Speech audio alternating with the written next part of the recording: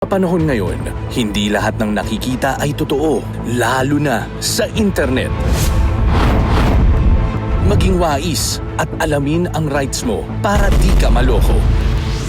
Anong pinag-uusapan yon? Yun pong binapalo ko, Kuya Alan, na sikat na influencer. Every time na nagpo-post siya, may event, talagang nakabantay ako. Tapos malapit sa barangay namin, nag-event po siya, live. So pumunta po ako kahit nasiksikan, ang gulo-gulo. Tapos nakita ko sa personal, Kuya Alan, nalungkot ako. Kasi hindi naman pala ganun kagwapo. Ay, wow. Kala ko naman na-disappoint ka sa advice niya kasi influencers. Sa cellphone, sobrang gwapo. Opo, sobrang, siguro naka-filter lang siguro yun. Filters, kulay at ilaw, lahat yan may epekto sa expectations natin. Pero paano kung hindi lang itsura, kundi pati na rin sa binibili natin? Speaking of, parang expectation, reality, no? Nalala ko lang, kasi nung isang araw, nag-file ako ng report sa isang online app. Kasi bumili ako ng... ka? Hindi siya scam eh. Pero parang kung ano yung itsura nung binili ko na kumot siya. So, parang fleece, blanket, malambot. Ganon. Border ako. Tapos pagdating, hindi siya yung in-expect ko kasi naghihimol-mol siya. So, nag-file ako ng report. So, walang response sa akin ngayon yung seller. So, nakapending yung transaction ko ng refund. So, feeling ko naman, iba naman kasi yung scam per se. Iba yung expectation mo. I mean, even sa restaurants, di ba? Oh, yes. Iba yung sinabing pure beef, pagdating, sandwich spread. At iba naman yung sobrang ganda ng itsura ng burger pagdating yung pa rin ang laman, pero hindi naman ganda ng picture niya. Na-experience ko po yan, Kuya Alan. Yung picture niya, yung burger, yung patty, ang laman-laman, ang daming gulay. Tapos, di bumili ako online. Pagdating, Kuya Alan, kapiranggot lang na tomato, yung kamatis, tapos yun lang. Na-experience ko rin yan na parang, di ba, pag summer, uso yung mga halo-halo, yung mga palamig. Tapos ang ina-advertise nila is 7 sangkap ng halo-halo yung nandun. Binilang ko 5 lang eh. Diba? Hiwalay muna natin. Parang tanong natin kay Atty. Mark kung anong tingin niya. Pero, hiwalay natin yung klarong scam. Oo, tama. Kasi yung klarong, kaya nga by the word alone, scam. So, unfortunately, yung sa issue mo kanina ng influencer or celebrity na na-scam ka, wala tayong solusyon doon. Pero for all the rest na sinabi nila, no, meron naman tayong Consumer Act.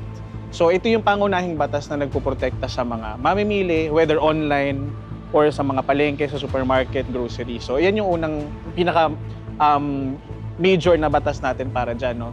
So, yung mga examples nyo, examples na ng mga deceptive sales practices ng mga sellers.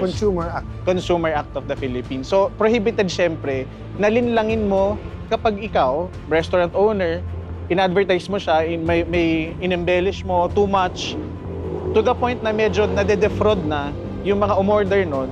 So, deceptive na yon. Meron pala akong question, Kuya Alan. Kasi live host din po ako. So, na-experience ko to, ang brand namin is iPhone. Live host ako ng iPhone. So, ang finiflex namin buo, may box, may accessories, kumpleto. Tapos, nalaman namin na ang dumating sa customer or sa buyer is naka-bubble wrap lang na phone lang. As in, walang box, walang charger. So, ang tanong ko, sino po ang ahabulin or kakasuhan ng customer and ng buyer? Ako po ba na live host o yung boss namin? So, in other words, may liability ba yung nagla-live yes, host? Opo, That's a company. good question, ha? Kasi Opo. nga, maraming, hindi lang live host, nag-endorse. Yes po, yun. Diba? Yun. And then, actually, di ba, nangyari nga na, nangyayari yun, Yes na po. hinahabol din yung endorser. Kasi sinasabi Opo. ng iba, hindi naman dahil sa'yo or dun sa host, hindi ko naman bibili niya. Opo. Yun po ang ano namin, bilang live host, nandun yung ano namin, yung takot namin. Siyempre, mukha namin ang naka-front. Kung sino po ang hahabulin nung... Well, ang simpleng sagot siya kasi, every sale is a contract. It's a every transaction is contract of sale. So, syempre, sino ba yung kakontrata mo bilang consumer? Hindi naman yung mukha lang. Kasi syempre, in-employ ka rin naman Yes to po. sell. So, essentially, yung kakontrata nung namili ay yung may-ari nung produkto talaga. Ikaw ay nagbenta lang. Ikaw lang yung naging mukha nung produkto at that point.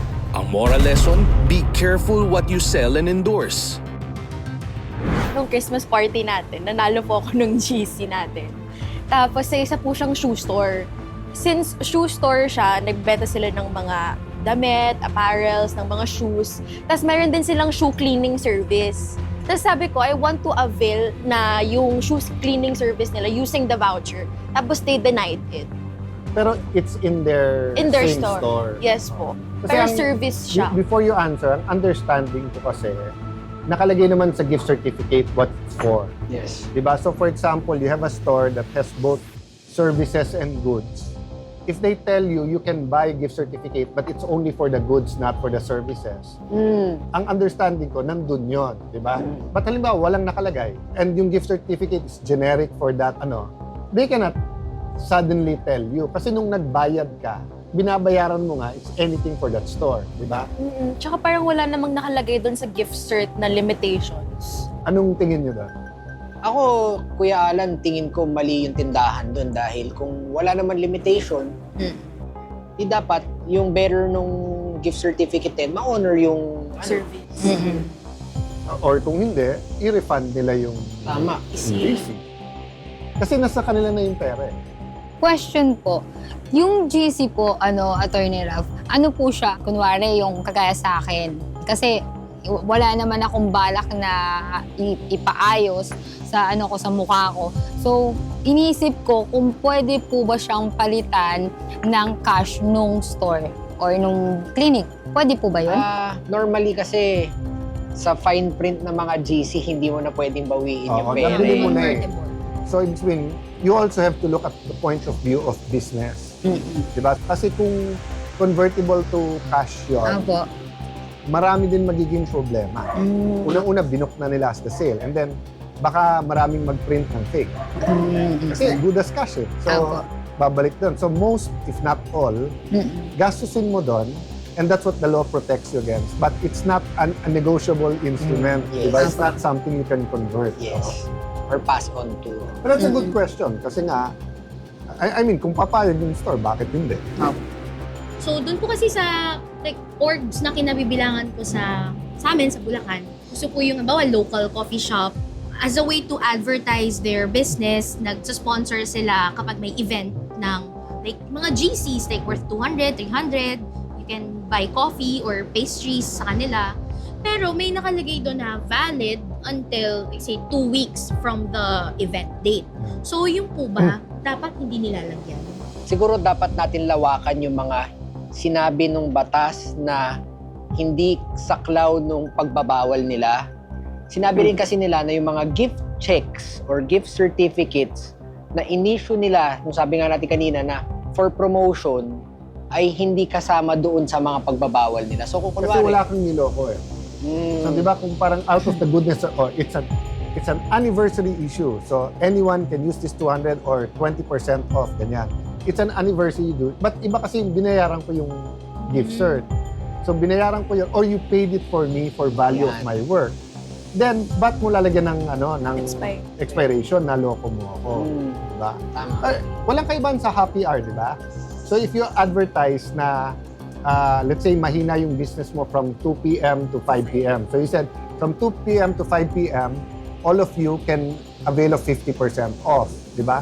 Hindi ka pwedeng dumating doon at 5 o'clock at sabihin mong, boss, 50% mo. Kasi malakas na sila at 5 eh. Ang advertising na 2 to 5. Pero yung bumili ako ng gift cert, and then ang sasabihin nila sa gift cert is that at 5 o'clock hindi mo pwedeng gamitin. At that value, it should be as good as cash. Diba? So yun yung difference doon. But anyway, it's been a pleasure discussing this with you. And marami pang ibang issue. So dapat talaga medyo bantayan natin yan. Kasi tandaan nyo, dynamic ang batas. So parang yung sa scams, di ba? Everyday may bagong scam eh. So minsan ang batas nag-ahabol. So just because yan ang batas, it doesn't mean all the time it's comprehensive or it's absolutely fair. That's why we should discuss it. Thank you. Thank you, guys. Mga ka-CIA, maging wais na mamimili. Verify before you buy. Cayetano in action with Boy Abunda would like to thank Siomai King, ang hari ng siomai. JC Organic Barley. Live healthy. Choose good life. And Seimada from La Luna Cafe. Come home to a delicious tradition. We're located at 103 ML Quezon Avenue, Hagonoy, Taguig.